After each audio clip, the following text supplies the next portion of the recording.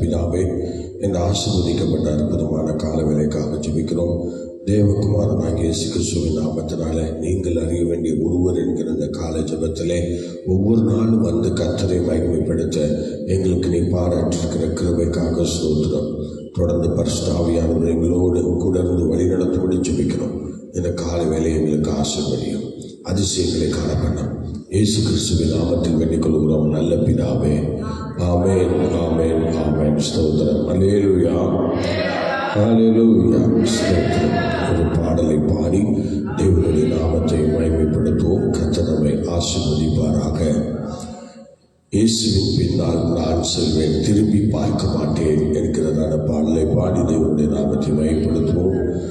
இயேசுவின் பின்னால் நான் செல்வேன், திரும்பி பார்க்க மாட்டேன், திரும்பி பார்க்க மாட்டேன். சொல்லுவாங்க, இயேசுவின் பின்னால் நான் செல்வேன், திரும்பி பார்க்க மாட்டேன், திரும்பி பார்க்க மாட்டேன்.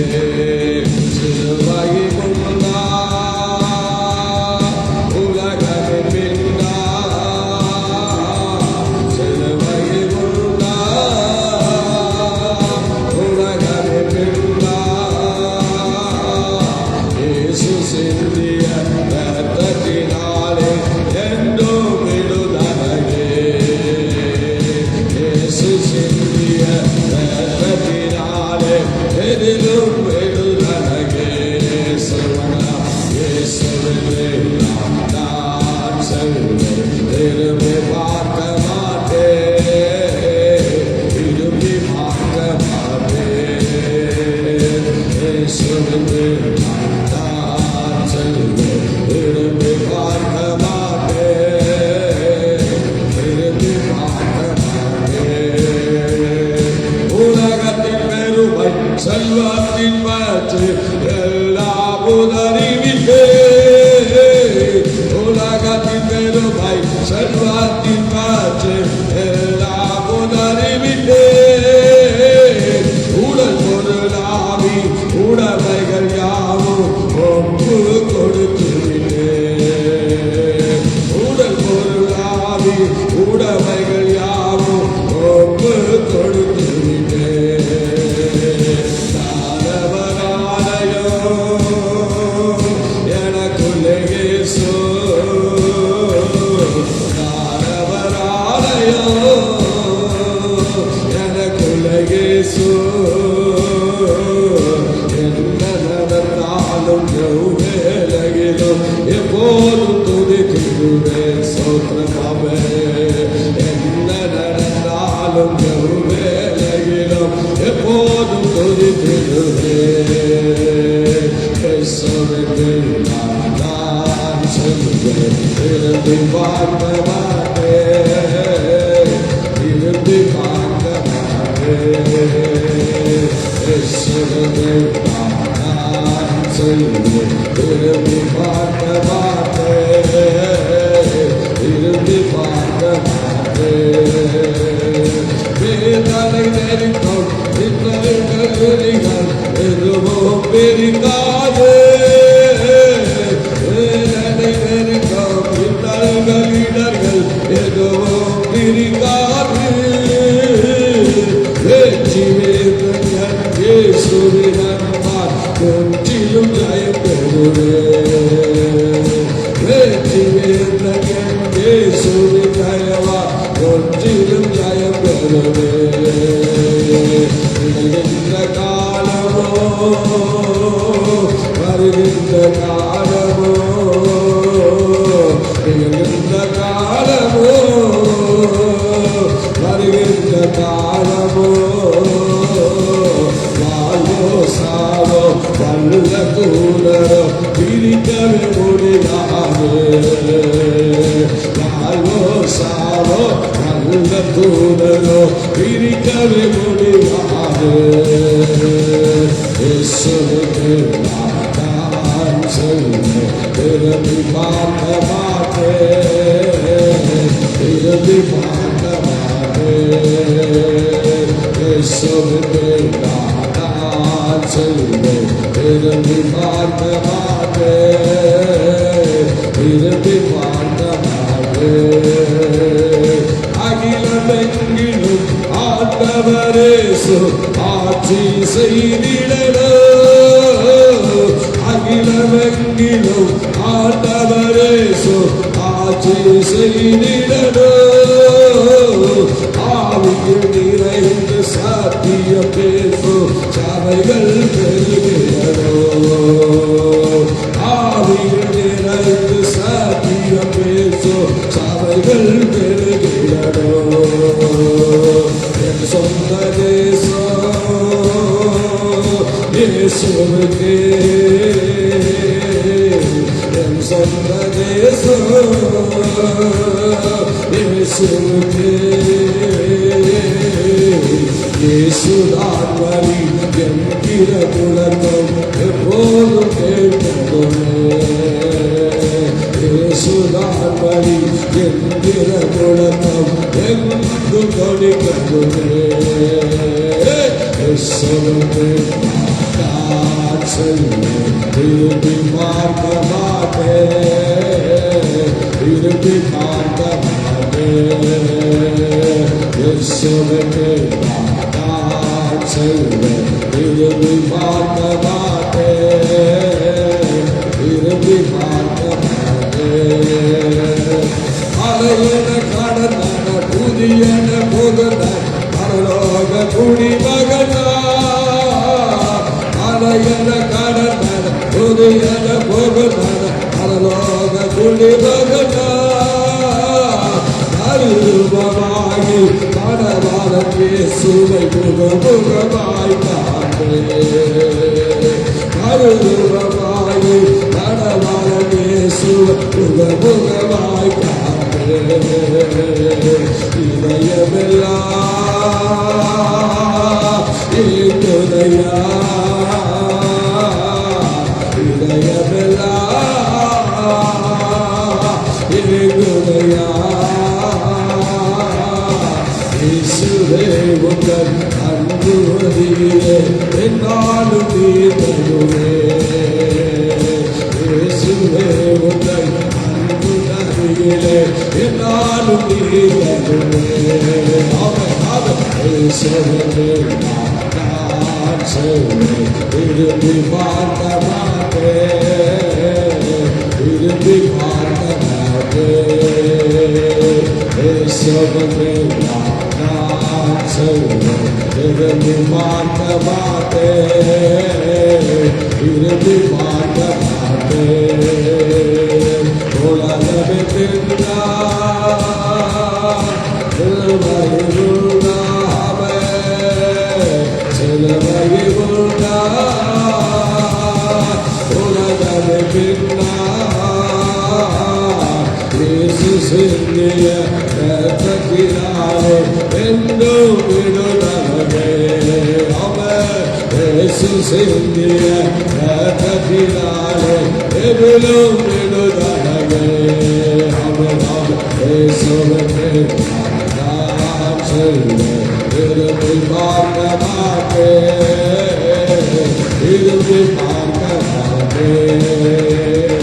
இயேசுவுக்கு நான் செல்வேன், திரும்பி பார்க்க மாட்டேன், திரும்பி பார்க்க மாட்டேன். இயேசுவுக்கு நான் செல்வேன், திரும்பி பார்க்க மாட்டேன், திரும்பி பார்க்க மாட்டேன். இயேசுவுக்கு நான் செல்வேன், திரும்பி பார்க்க மாட்டேன், திரும்பி பார்க்க மாட்டேன், திரும்பி பார்க்க மாட்டேன், திரும்பி பார்க்க மாட்டேன், திரும்பி பார்க்க மாட்டேன்.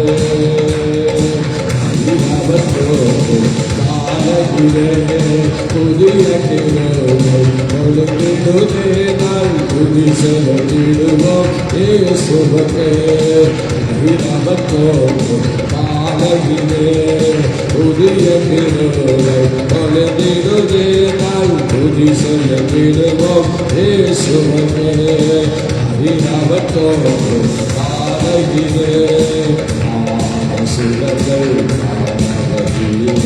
வாழ்த்திடவே பரமாட்சிமலே சுடர்கள் வாழ்த்திடவே பரமாட்சிமலே காற்று பறவை ஊற்று நீரோடை கருத்தருக்கே கவி பாடிடுவே காற்று பறவை ஊற்று நீரோடை கருத்தருக்கே கவி பாடிடுவே அறியாவத்தோடு காலையிலே புதிய கிருபை பொழிந்திடுதே நாள் துதி செலுத்திடுவோம் இயேசுவுக்கே அறியாவத்தோடு காலையிலே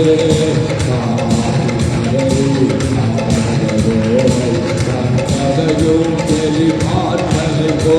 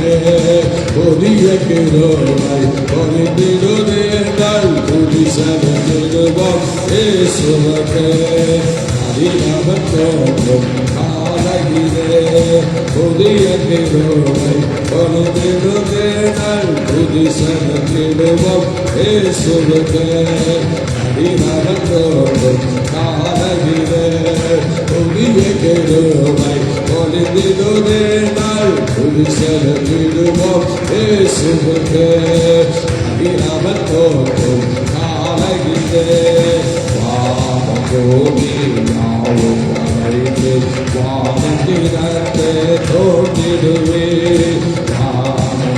பூமி யாவும் படைத்து வானம் திறந்து தோன்றிடுவே. ஆவலடக்க என்னையும் அழைக்க ஆத்துமனேசனை வந்திடுவே. ஆவலடக்க என்னையும் அழைக்க ஆத்துமனேசனை வந்திடுவே. அறிந்தவர் தோன்றும் காலையிலே புதிய கிரோனை பொழுதிடுவே. நல் துதி செலுத்திடுவோம் இயேசுவுக்கே. அறிந்தவர் தோன்றும் காலையிலே புதிய கிரோனை பொழுதிடுவே. நல் துதி செலுத்திடுவோம் இயேசுவுக்கே. அறிந்தவர் தோன்றும் காலையிலே கர்த்தரின் சாயல் கண்களும் செவியும் காத்திருங்கோ. கர்த்தரின் சாயல் கண்களும் செவியும் காத்திருங்கோ. பாடமவர்ந்து வேதமே ருசித்து வேதங்கள் பாடியே மகிழ்ந்திடுவே. பாடமவர்ந்து வேதமே ருசித்து வேதங்கள் பாடியே மகிழ்ந்திடுவே. அறிந்தவர் தோன்றும் காலையிலே புதிய கிருபை பொழுதிடுவே. நல் துதி செலுத்திடுவோம் இயேசுவுக்கே. அறிந்தவர் தோன்றும் காலையிலே வானம் பூமி யாவும் படைத்து வானம் திறந்து தோன்றிடுவே. வானம் பூமி யாவும் படைத்து வானம் திறந்து தோன்றிடுவே. ஆவலடக்க என்னையும் அழைக்க ஆத்துமனேசனை வந்திடுவே. ஆவலடக்க என்னையும் அழைக்க ஆத்துமனேசனை வந்திடுவே. அறிந்தவர் தோன்றும் காலையிலே புதிய கிருபை பொழுதிடுவே. நல் துதி செலுத்திடுவோம் இயேசுவுக்கே. அறிந்தவர் தோன்றும் காலையிலே புதிய கிருபை பொழுதிடுவே. நல் துதி செலுத்திடுவோம் இயேசுவுக்கே. அறிந்தவர் தோன்றும் காலையிலே புதிய கிருபை பொழுதிடுவே. நல் துதி செலுத்திடுவோம் இயேசுவுக்கே.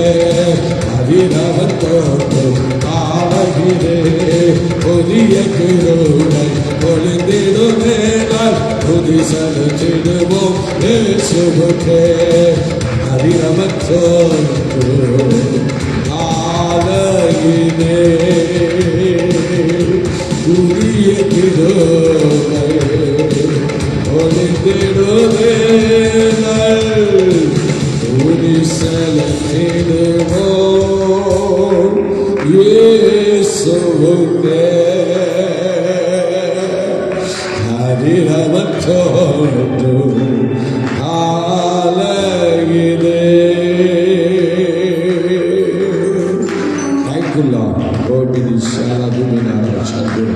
கர்த்தருடைய கரங்களோடு கூட இருக்கு.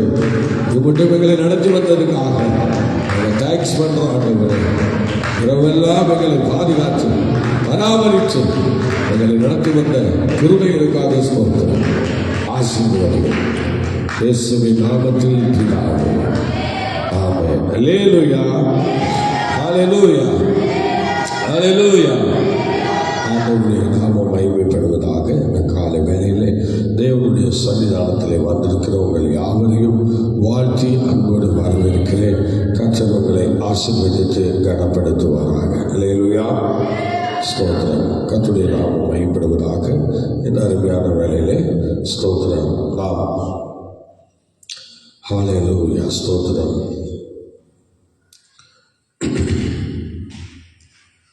காலேப் என்கிறதான ஒரு தேவ மனுஷனை பற்றி நாம் ஸ்தோத்திரம் நம்ம பார்க்கலாம். ஹல்லேலூயா, ஸ்தோத்திரம். ஹல்லேலூயா, ஹல்லேலூயா, ஸ்தோத்திரம். முதலாவது காலேப் என்கிற ஒரு மனிதன் ஸ்தோத்திரம் எந்த கோத்திரத்தை சார்ந்தவன் என்று சொல்லப்படும்போது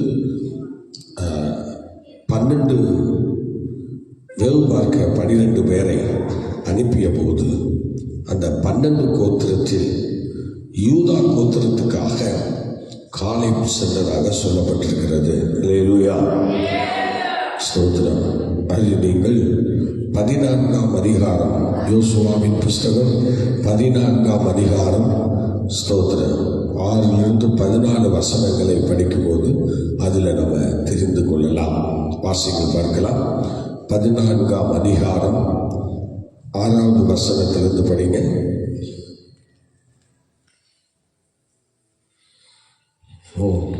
அப்பொழுது யூதாவின் புத்திரர் கில்காலிலே யோசுவாவின் இடத்தில் வந்தார்கள்.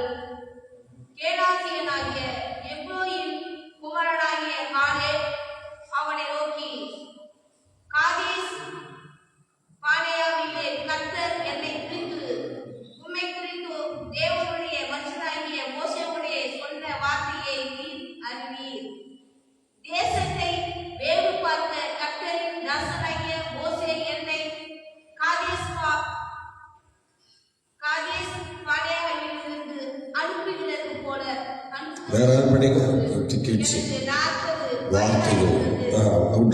வார்த்தை தவறுனா தப்பு.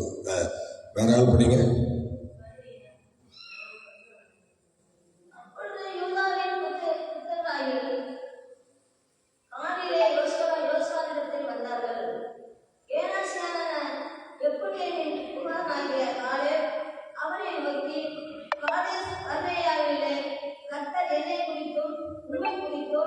தேவனுடைய மனுஷனாகிய மோசேயோட சொன்ன வார்த்தை நீர் அறிவீர். தேசத்தை ஏவு பார்க்க கர்த்தரின் தாசனாகிய மோசே என்னை காதேஸ் பானேயாவிலிருந்து அனுப்பின போது எனக்கு 40 வயசாக இருந்தது. என் இதயத்தில் உள்ளபடியே அவருக்கு மறுசெய்தி கொண்டு வந்தேன். ஆனாலும் என்னோடு கூட வந்த என் சகோதரர் ஜனத்தின் இதயத்தை கரைய பண்ணினார்கள். நானும் என் தேவனாகிய கர்த்தரை உத்தமமாய் பின்பற்றினேன். அல்லேலூயா, அல்லேலூயா, ஸ்தோத்திரம். இந்த காலேபுடைய வாழ்க்கையில ஸ்தோத்திரம், அவன் யூதா கோத்திரத்தை சார்ந்தவன் என்பதற்கு ஸ்தோத்திரம் இன்னும் சில வசனங்கள் கூட சொல்லப்பட்டிருக்கிற. வாசிக்க பார்க்கலாம். என்னாகமத்தின் புஸ்தகம் 13:6. ஸ்தோத்திரம். 13:6 படிங்க. என்னாகமம் 13:6.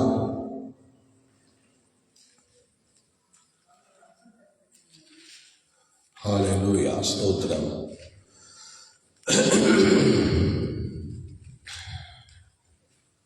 பதிமூன்றாவது 6வது வசனம் எடுத்து படிங்க. நம்ம எடுக்கிறீங்க. ஸ்தோத்திரம். யூதா கோத்திரத்தில் எபினேயின் குமாரன் காலேப் என்று சொல்லப்பட்டிருக்கிறார்.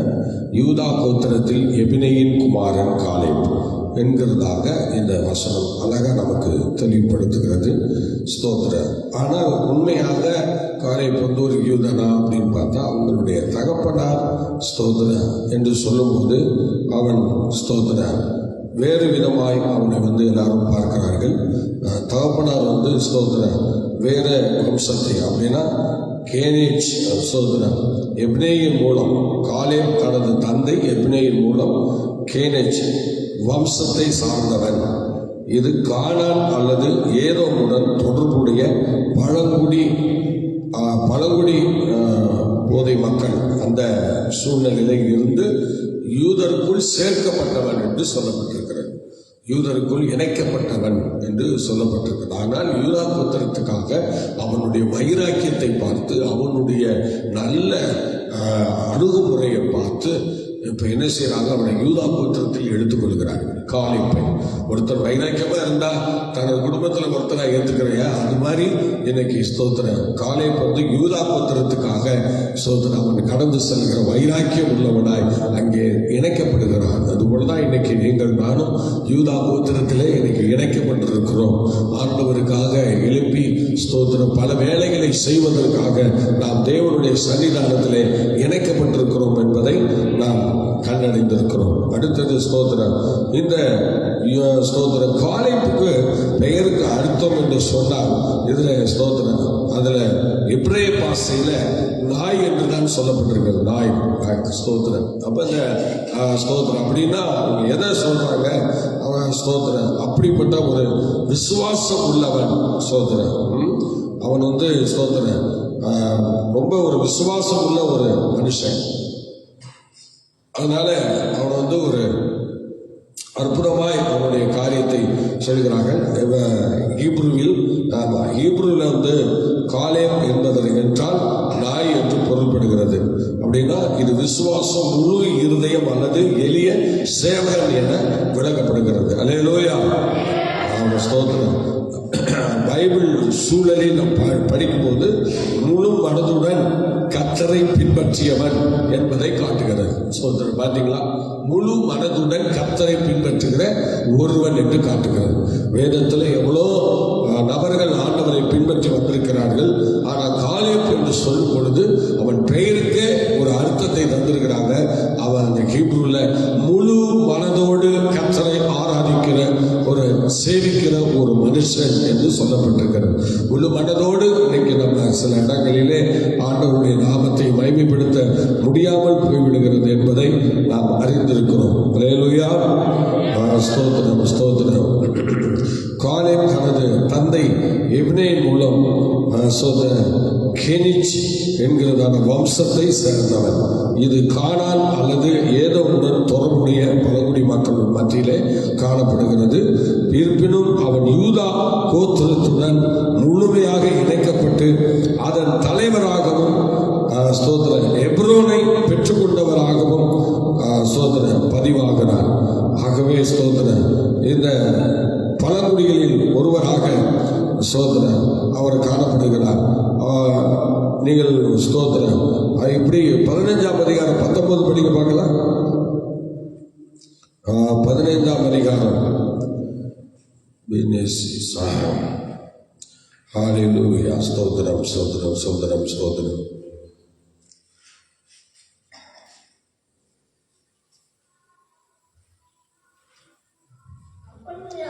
ஆதியாகமம் 15ஆம் அதிகாரமா?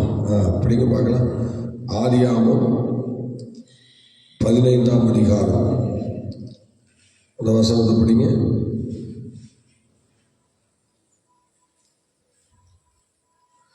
ஸ்தோத்திரம். ஹல்லேலூயா. ஸ்தோத்திரம், ஸ்தோத்திரம்.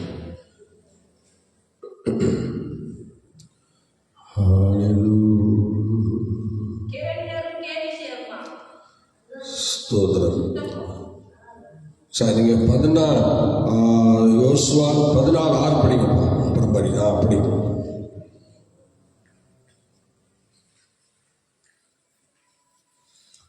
யோசுவாவை தேவன் அழைக்கிற அந்த விதங்களை நம்ம பார்க்கலாம். 14:6 படிக்கல. 14:6. ஸ்தோத்திரம்.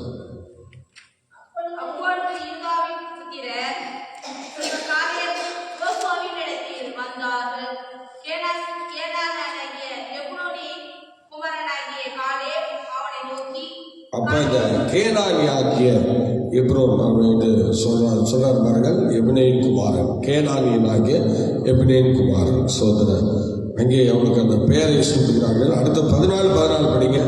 14 அதுலேயும் அவருக்கு பேரை எப்படி கூப்பிடுறாங்க பாருங்க. அது ஒரு வம்சத்தை சார்ந்த ஒருவன். 14 ஸ்தோத்திரன். அதில் என்ன சொல்ற? ஆதலால் கேனாசியனான எப்னேயின் குமாரனாகிய காலேப் அப்படின்னு சொல்றாங்க. ஏனாசியன் என்று சொல்லும்போது அது ஸ்தோத்திரம். காலேப் யோசுவாவினிடத்தில் மோசே கர்த்தருடைய மனுஷன் ஸ்தோத்திரம் காதேஸ் பர்னேயாவிலே நீயும் நானும் பற்றி சொன்ன கர்த்தருடைய வார்த்தையை நீ அறிந்திருக்கிறீரே என்று சொல்லி தமிழ் வேதாகமம் சொல்கிறது. ஸ்தோத்திரம். இப்ப இவர்கள் ஸ்தோத்திரம் இன்னும் எண்ணாமம் 32:12 படிக்கல. எண்ணாமம் 32:12. ஸ்தோத்திரம். எண்ணாமம் 32:12 படிங்க.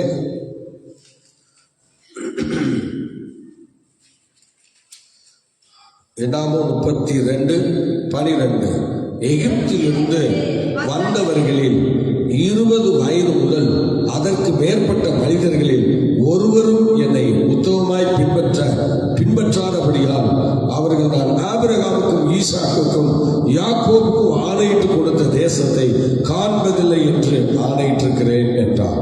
ஏன்னா எகிப்திலிருந்து 20 வயதுக்கும் மேற்பட்ட ஒருத்தரும் சோதனை என்ன செய்யல. யாரெல்லாம் சோதனை எகிப்திலிருந்து வந்தவர்களில் 20 வயது முதல் அதற்கு மேற்பட்ட மனிதர்களில் ஒருவரும் என்னை உத்தமமாய் பின்பற்றாதபடியால் சொன்னார். இந்த யோசுவா காலேபை தவிர வேற யாரும் அவரை உண்மையா உத்தமமா பின்பற்றவில்லை என்று அந்த இடத்துல அவர் ஒரு சாடுகிறார் என்று நாம் பார்க்கிறோம். ஸ்தோத்திரம். காலேப் குறிப்பிட்டாலும் கேனேசியரான என விரிவாக இல்லை. ஆனால் யோசுவா வசனங்களே நேரடியாக ஆதாரம்.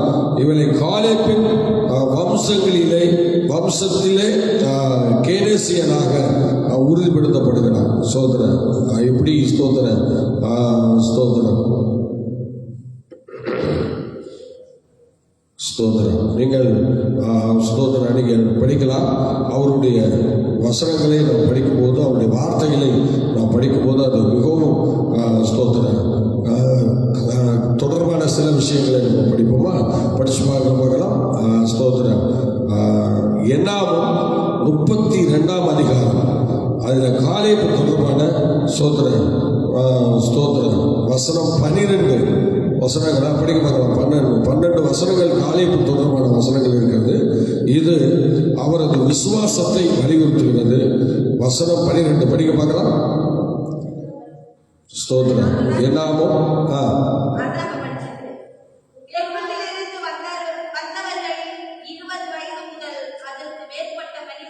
இல்ல 12ஆம் அதிகாரம்.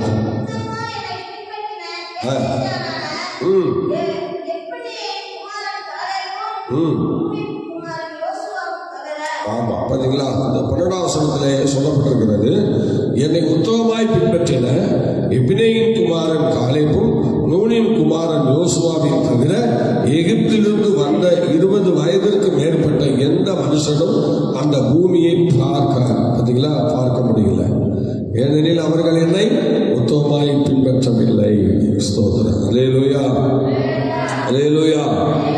ஆமா, அவங்க என்னை உத்தமமா பின்பற்றல என்று சொல்லி ரொம்ப வேதனைப்படுறார். ஸ்தோத்திரம். ரொம்ப ஆச்சரியப்படுறார். ஸ்தோத்திரம். அல்லேலூயா. ஸ்தோத்திரம். ஸ்தோத்திரம். அது மாதிரி காலேபு குறித்து இன்னும் சில வசனங்கள் வார்த்தையெல்லாம் பார்க்கும்போது தேவனிடத்திலே ஒரு சிலரை பல விஷயமா பேசும்போது ஏதோ ஒரு குறையில நம்ம அகப்பட்டு ஏதோ ஒரு பண்றோம். ஆனா இங்கே அவர் எந்தெந்த விஷயத்துல அகப்பட்டாரு பாருங்க, ரொம்ப ஆச்சரியமா இருக்கு பாருங்க. ஸ்தோத்திரம். ஆமா, ஸ்தோத்திரம். இந்த காலேபை பற்றிய நல்ல ஒரு குறிப்பு 32:12 சொல்லப்பட்ட அந்த ஆசீர்வாதம் தான் ஆண்டவரை உத்தமமாய் பின்பற்றின ஒரு தேவ மனிதன் என்று அங்கே காலேபை குறித்து அவர் சோதர வசனங்களில் சோதர. ஆனால் அந்த இடத்துல அவன் பேர் இல்லை. ஆனாலும் பார்த்தீங்கன்னா அந்த இடம் காலேபை குறித்து தான் அங்கே சொல்லப்படுகிறது. காலேபை குறித்து தான் அங்கே சொல்லப்படுகிற ஒரு காரியமாக இருக்கிறது. இந்த அதிகாரத்தில் ரூபன், காத் கோத்திரங்கள், யோர்தான் கிழக்கே குடியேற விரும்பிய சுழலில் மோசே ஏவுகாரர்களின் இந்த மாதிரி நிறைய காரியங்களை பார்க்கிற ஒருத்தரும் அப்படி யாரும் பின்பற்றல. ஆனால் கேனேசியனான எபினேயின் குமாரன் காலேபு, நூனின் குமாரன் ஆகிய யோசுவா தான் 12ஆம் வசனத்திலே ஆண்டவரை பின்பற்றினாங்க, உண்மையா பின்பற்றினாங்க, உத்தமமா பின்பற்றினாங்க என்று சொல்லப்படுகிறது. கர்த்தருடைய பிள்ளையே, நம்மையும் இந்த நாட்கள்ல எத்தனை பேர் அப்படி சொல்லி ஆண்டவரை மகிமைப்படுத்த போறாங்க எல்லாம் யோசிச்சு பாருங்க. ஸ்தோத்திரம். ஆமா, ஸ்தோத்திரம். இதுல இந்த அதிகாரத்துல 1-42 வசனங்கள் ஸ்தோத்திரம் கோத்திரங்களின் வாக்குறுதிகள், மோசையின் அனுமதி பற்றிய காலேப் தொடர்பான புதிய குறிப்புகள், பல சூழ்நிலைகளை நம்ம அந்த வசனங்கள்ல பார்க்கிறோம். காலேப்பை பற்றி நீங்க ஸ்தோத்திரம் இன்னும் காலேப்புடைய ஸ்தோத்திர வசனங்களை எல்லாம் நம்ம பார்க்கும்போது ஒரு தவறான எந்த விதமான காரியமும் காலேப்புக்கு சொல்லப்படவில்லை. அல்லேலூயா, அல்லேலூயா. ஸ்தோத்திரம். பார்த்தீங்களா, தவறான எந்த ஒரு காரியமும் சொல்லப்படவில்லை. காலேப்பை குறித்து நல்ல விஷயங்களை தான் அங்கே அதிகமாக சொல்லப்படுகிறது. ஸ்தோத்திரம், ஸ்தோத்திரம். அந்த எபினேயின் குமாரன் காலேப்பை தவிர அவன் அதை கண்டு அவன் கால் பதித்த தேசத்தை அவனுக்கும் அவன் குமாரர்களுக்கும் கொடுக்கிறேன், ஏனெனில் அவன் கர்த்தரை முழுமையாய் பின்பற்றி இருந்தான். ஸ்தோத்திர. பார்த்தீங்களா, கர்த்தரை உண்மையாய் பின்பற்றி இருந்தார். அதுல ஸ்தோத்திர 1ஆம் அதிகாரம் 36ஆம் வசனம். யோசுவா படிப்பாங்களா? 1:36 படிங்க. 1:36.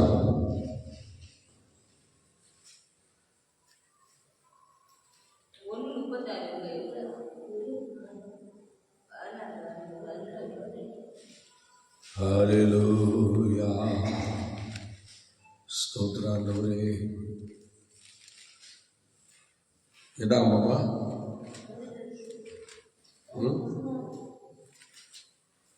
ஸ்தோத்திரம். ஆமாம். என்ன 1:36 படிப்பாங்களா? Price God. ஹல்லேலூயா. ஸ்தோத்திரம்.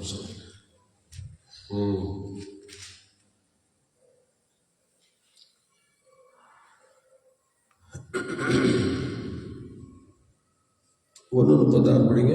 அது என்ன சொல்லி பாருங்க. வம்சத்தில்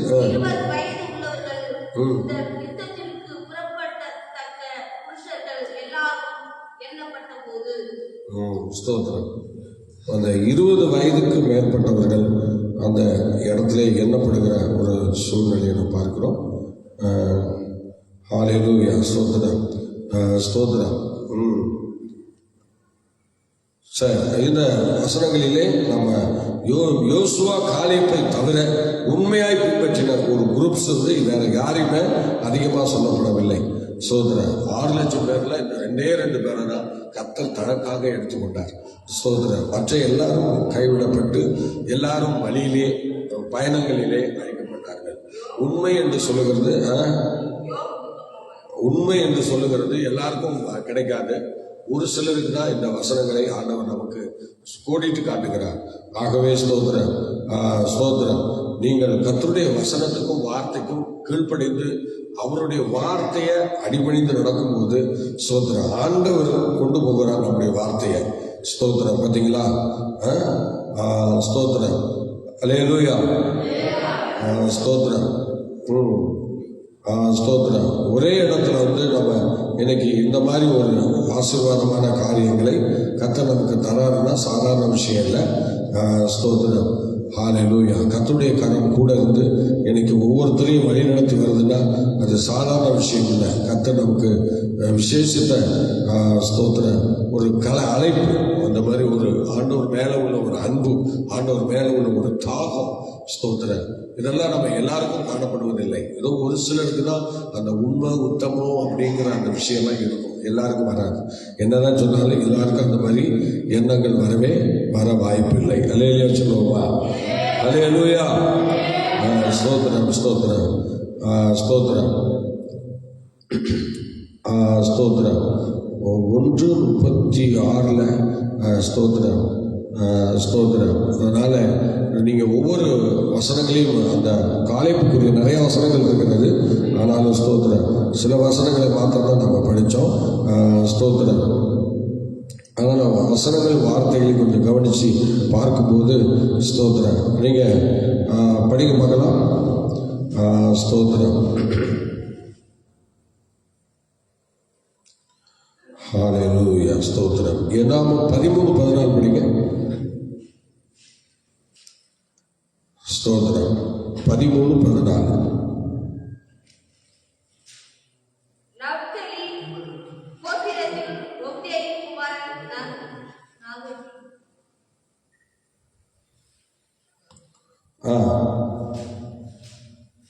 இந்த 13-14 அதிகாரங்கள், இந்த 13-14 அதிகாரங்களில் நல்லா கவனிக்கணும். 13-14 அதிகாரங்களில் யோசுவா காலேபை பற்றி அவர்கள் பின்பற்றின விதங்களை குறித்து அங்கே தெளிவாக நமக்கு சொல்லப்பட்டிருக்கிறது. நீங்கள் அந்த அதிகாரங்கள் எடுங்களேன், சீக்கிரம் எடுங்க பார்க்கலாம். அந்த அதிகாரங்கள் எடுங்க. ஸ்தோத்திரம். எவ்விதமாய் அவர்கள் அந்த இடத்துல வருகிறார்கள் என்று அப்படியே கொஞ்சம் நம்ம ஃபாலோ பண்ணுவோம். ஸ்தோத்திரம்.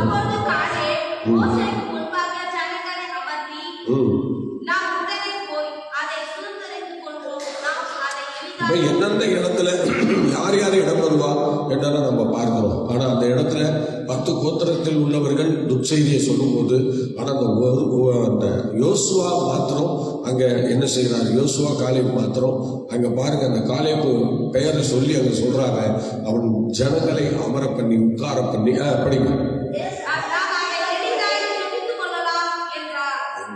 ஒருத்தர் வாசிங்க புரியுற மாதிரி.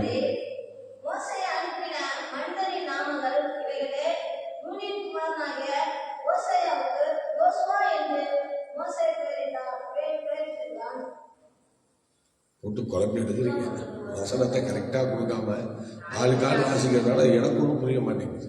ஏதாவது ஒருத்தர் கரெக்டாக வாசிச்சா நல்லா இருக்கும். ஸ்தோத்திரம் ஸ்தோத்திரம் லேலுயா. யாரோ ஒருத்தர் வாசிங்க.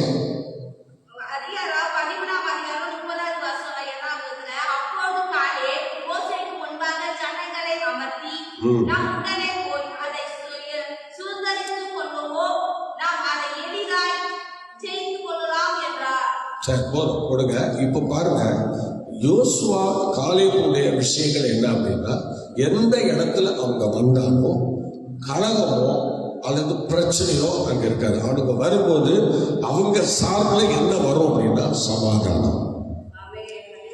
சமாதானம்.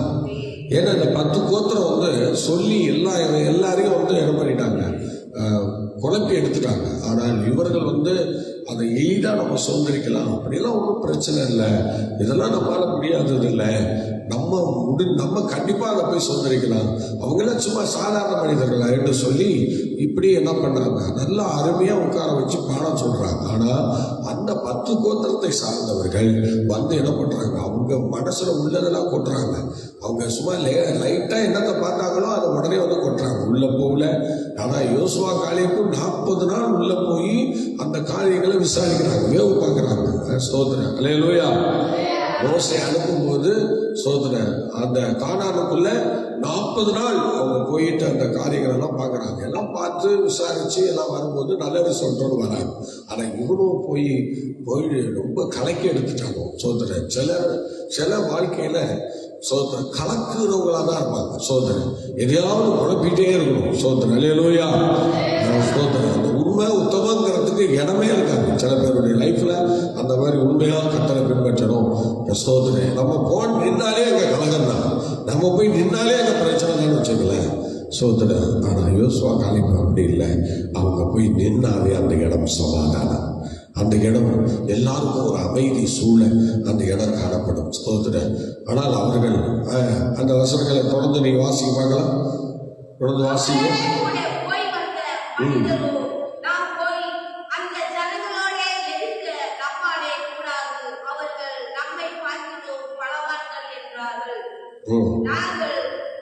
சுற்றி பார்த்து வந்த அந்த தேசம் தன் குடிகளை பட்சிக்கிற தேசம். நாங்கள் அகிலியை கண்ட ஜனங்கள் எல்லாரும் மிகவும் பெரிய ஆட்கள். அங்கே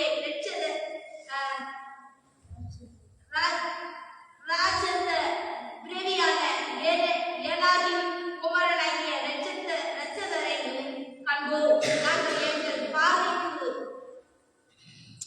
வெட்டுக்கிளிகளை போல் இருந்தோம், அவர்கள் பார்வைக்கும் அப்படியே இருந்தோம் என்று ஸ்தோத்திரம் அல்லேலூயா என்று துர்ச்செய்தியை பரப்பினார்கள். அல்லேலூயா. படிங்க கொஞ்சம். ஏமா நல்லா படிக்கிறவங்க வாய என்னதான் செய்யறதே தெரியல, திக்கி படிக்கிறோம், அதை படிக்க விட்டு வேடிக்கை பார்க்குறீங்க. மனுஷியம்மா நீ ஏமா உனக்கு படிச்ச வாயில என்னமா வச்சிருக்க, புண்ணு வந்துருச்சா? படிக்க வேண்டியதானே, அதுக்கு திக்கி படிக்குதுல. ஸ்தோத்திரம். இப்படி இருக்கக்கூடாதுமா. ஸ்தோத்திரம். படிங்க. ஸ்தோத்திரம். இதனால் ஒரு அவசியம் யார் மூலமாக உங்களுக்கு ஐயோ இருக்கு, தேவையில்லாமல் வேலை பண்ணாதீங்க. ஸ்தோத்திரம். ஒரு பதிவாயிட்டு இருக்கு, வசனங்கள் எவ்வளவு அருமையா படிக்கணும். திக்கி படிக்கிறாங்க தெரியுது, நீ பார்த்துட்டு வேடிக்கை பார்த்துட்டு உட்காந்துருக்க. ஸ்தோத்திரம். இதான் உங்களுக்கு ஏதாவது பிரச்சனையா? ஸ்தோத்திரம். தேவ சமூகத்தில் இப்படிலாம் பண்ணாதீங்க. இதான் லாஸ்ட் டைம். ஸ்தோத்திரம். இடர்கள் வரக்கூடாது, நம்மளால இடர்கள் வரக்கூடாது. ஒரு யோசுவா காலேபு அந்த இடம் சமாதானமா இருக்கணும், அந்த மாதிரி ஆவியுடையவங்களா இருக்கணும், கலகத்துக்கு காரணமா இருக்கக்கூடாது. எல்லா இடங்களிலும் இந்த மாதிரி பிரச்சனை இருக்கு. சபைகள்ல ஒருத்தவங்களை வாசி விட்டா அவங்கள தடுமாற விட்டு வேடிக்கை பார்க்க விட்டு நல்லா படிக்கிறவங்களுக்கு இது ஒரு சந்தோஷம், பெருமை. ஸ்தோத்திரம். நல்லா படிக்கிறவங்களுக்கு அது ஒரு பெருமை. ஸ்தோத்திரம். நம்ம படித்தாதான் நல்லா படிக்கிறோம். அடுத்தவங்களை பாருங்க எப்படி திக்கி திக்கி படிக்கிறாங்க. அது அவங்கள அவமானப்படுத்த விட்டு வேடிக்கை பார்க்கணும். இந்த மாதிரி ஒரு கெட்ட எண்ணத்தோடு நீங்கள் என்னதான் பண்ணாலும் பரலோகத்துக்கு போக முடியாது. இந்த மாதிரிலாம் இருந்தீங்கன்னா தேவ சமுத்திர பிள்ளைய போல தாழ்த்தி, ஐயோ திக்கி திக்கி படிக்கிறாங்களே, நான் போய் பதிவாயிட்டு இருக்கேன், நம்ம இப்படியெல்லாம் செய்கிறோமே அப்படின்னு சொல்லி அந்த அறிவு தேவ பயம் இல்லை பாருங்க உங்களுக்கு. ஸ்தோத்திரம். அல்லேலூயா. அவருடைய ஸ்தோத்திரம். இன்னொரு வசனத்தை நீங்க படிக்க பார்க்கலாம். அவர்கள் தொடர்ந்து அந்த இடத்துல ஆண்டவருக்காக சில விஷயங்களை பண்ணினாங்க. இவங்க ஜனங்களை உட்கார வச்சு பேசினாங்க. ஒரு சமாதானம் உண்டாச்சுங்க அந்த இடத்துல. ஒரு சமாதானம் உண்டானது. உண்மையா அப்படி பார்க்கும்போது ஒரு ஆசீர்வாதம். 6 லட்சம் பூசர்கள்ல இந்த 2 பேர் மாத்திரம்தான் ஜனத்தை அமைதிப்படுத்த, ஜனத்துக்குள்ள சமாதானத்தை கொண்டு வர காரணமா இருந்தாங்க. மீதி எல்லாரும் என்ன செய்யல, அவங்கவுங்க இஷ்டத்தை போயிட்டாங்க, அவங்கவுங்க வேலையை அவங்கவுங்க பார்த்தாங்க. ஆனா கர்த்தருடைய வார்த்தையை தூக்கி எறிஞ்சிட்டாங்க. ஊழியக்காரனாகிய மோசேயுடைய வார்த்தையை தூக்கி எறிஞ்சிட்டாங்க. ஆனா வழியில அவங்க முடிஞ்சு சாப்டர் க்ளோஸ் ஆயிடுச்சு பாருங்க. அருமையான தெய்வ பிள்ளை, எனக்கு என்னன்னு சொல்லி நிறைய பேர் வந்துட்டு இருக்கீங்க. அந்த மாதிரி சூழ்நிலையை விட்டுருக்கு நீங்க. ஸ்தோத்திரம். இன்னொரு வசனத்தை படிக்கும் போது என்னாம 14:24 படிக்க பார்க்கலாம். ஸ்தோத்திரம். 14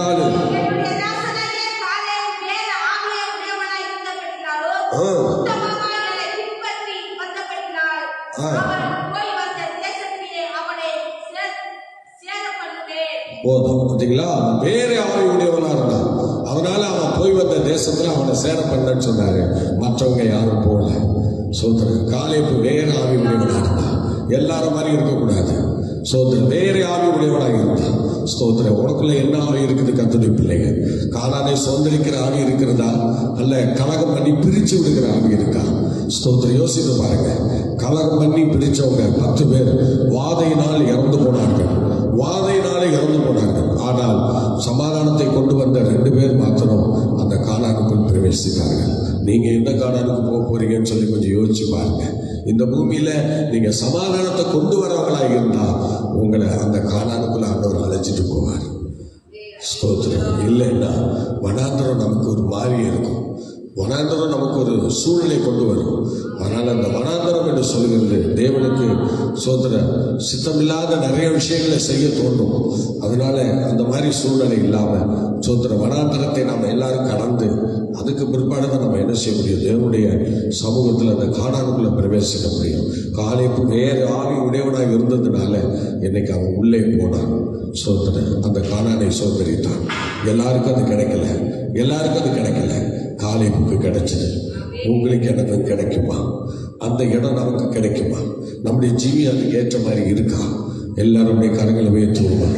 எல்லாரும் கரங்களை உயர்த்துவோம். ஆண்டவரே, காலேபை போல வேற ஆவி உடையவனாய் இருந்து அந்த கானானை சோதரிக்க அவனை அழைத்து சென்றீரே, அதுபோல கர்த்தாவே உலகத்தில் உள்ள எல்லார மாதிரியும் நாங்கள் இல்லாம, எல்லார மாதிரியும் நாங்கள் பேசாம, எல்லார மாதிரியும் ஜீவிக்காம, எல்லார மாதிரியும் போகாம உங்களுடைய விருப்பத்தை மாத்திரம் செய்ய எங்களுக்கு கிருபை தருவீங்களா?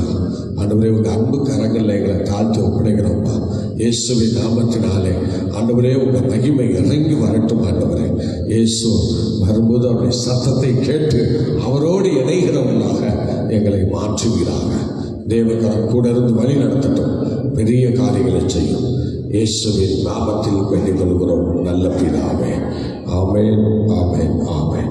Okay, God bless you. கர்த்தர் உங்களை ஆசீர்வதிப்பார். நாளை காலை 8 மணிக்கு சந்திப்போம். கர்த்தர் நம்மை நடத்துவாராக. பிரைஸ்